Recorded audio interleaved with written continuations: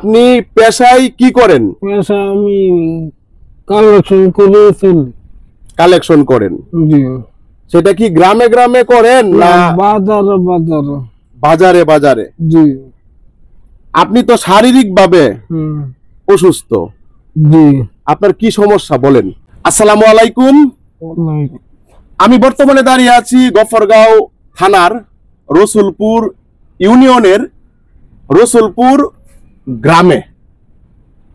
আমার সাথে একজন ভাই দাঁড়িয়ে আছেন, উনি প্রতিবন্ধী মানুষ। উনি গফরগাঁও বাজার সহ বিভিন্ন বাজারে উনি ভিক্ষাবৃত্তি করে থাকেন। এভাবেই চলে ওনার সংসার। ওনার সাথে একটু কথা বলবো, আপনারা সঙ্গে থেকে ওনার মুখ থেকে কথাগুলা শুনবেন। ভাই, আপনার নামটা কি? মোহাম্মদ হেলাল উদ্দিন। মোহাম্মদ হেলাল উদ্দিন। জি।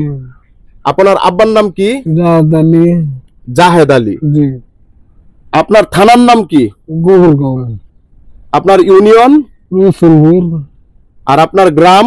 রসুলপুর। রসুলপুর। জি। আপনি পেশায় কি করেন? পেশা আমি কালেকশন করে চলি। কালেকশন করেন? জি। সেটা কি গ্রামে গ্রামে করেন না বাজারে বাজারে? বাজারে বাজারে। জি। আপনি তো শারীরিক ভাবে অসুস্থ। জি। আপনার কি সমস্যা বলেন? আমার ভাই 10 বছর গরম আছে, গরম হচ্ছে। সুস্থ আছে, গরম আমার সহযোগিতা করছে, টাকা পয়সা দা বাইক পাড়া দিছে, বাচ্চা গুলাম খাইছে, আম্ব খাইছে, যে একটু লড়তারে চড়তারে বাইক তখন বাজারে বাজারে কালেকশন খায়। আপনি যখন অসুস্থ ছিলেন তখন এলাকার লোকে আপনাকে সহযোগিতা করছে। জি। আর আপনি তো দীর্ঘদিন অসুস্থ ছিলেন। জি। তখন তারা আপনাকে সহযোগিতা করছে। জি। এখন আপনার শরীরের কন্ডিশন অনেকটা ভালো, আপনি নিজে বাজারে গিয়ে টাকা তুলে ফ্যামিলি চালান। জি। আপনার ছেলে মেয়ে কয়জন? 2 ছেলে 2 মেয়ে আছে।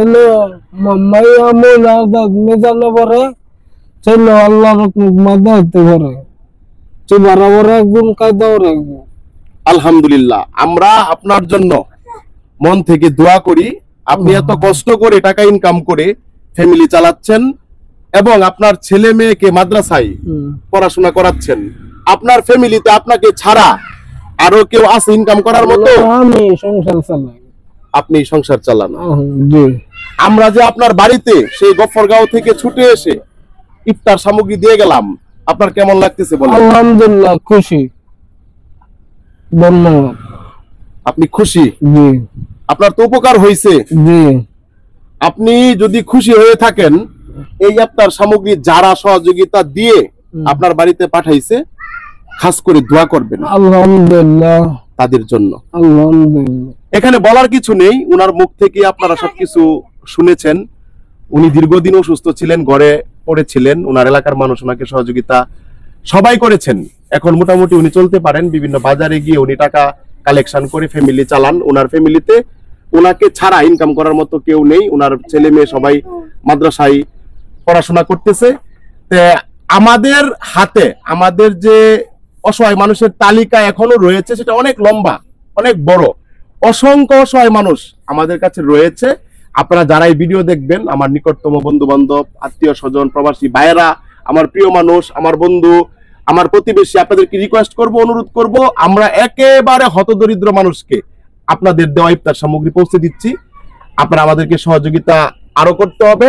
অসংখ্য মানুষ বাকি রয়েছে, যদি আপনারা সহযোগিতা না করেন, সবাইকে খুশি করা আমাদের পক্ষে সম্ভব নয়। আজকে আমরা বিদায় নিলাম রসুলপুর ইউনিয়ন, রসুলপুর গ্রাম থেকে। পরবর্তী সময় দেখা হবে নতুন কোন ইউনিয়নে, নতুন কোন গ্রামে, নতুন কোন মানুষকে সঙ্গে নিয়ে। সেই পর্যন্ত আপনারা ভালো থাকুন, সুস্থ থাকুন। আল্লাহ হাফিজ। আসসালামু আলাইকুম।